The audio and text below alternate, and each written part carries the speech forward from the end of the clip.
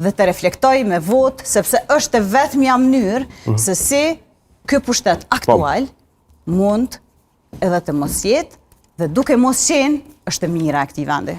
Okej, faleminderit shumë. A deshet të replikoni apo do dua të shkojmë për me zonën Musliu, urdhro, me zonën Musliu. Ajo që po i bën bashkë edhe në këtë debat, edhe vetvendosin edhe PD-n është sulmi kundër LDK-s dhe kundër vetvendosjes. Zoti Kërçeli duke quajtur gënjeshtare presidentin, e zonja Shoshi duke thënë se ishte notera Albin Kurtit. Dhe ky është tregoj që nuk ishte, këtë kanë thënë zyrtar të lartu të Lëvizjes Demokratike të Kosovës. Kosova është në gjendje lufte. Njëri duke dërguar policë, e tjetri duke u barikaduar me qytetar dhe na akuzojnë neve për gjuhë dhunës, ne që po i thomi të vërtetën. Ne që po i thomi të vërtetën. Presidenti Osmani ka quar lëndë në gjykatë kushtetuese kundër ngritjes së çmimeve të rrymes.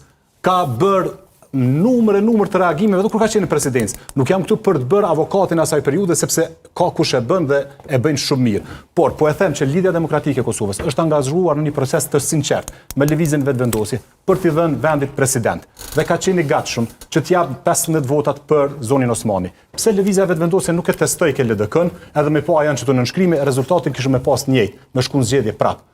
Por, këta nuk kanë krejt hipokrizin, sepse kjo po vrehet në deklaratat kontradiktore që i ka edhe Konjufca, edhe Albulina Haxhiu, edhe Zotri Kërçeli sonte, qëllimin kanë pasur që të prodhojnë krizë pas krize. Kanë refuzuar 51% të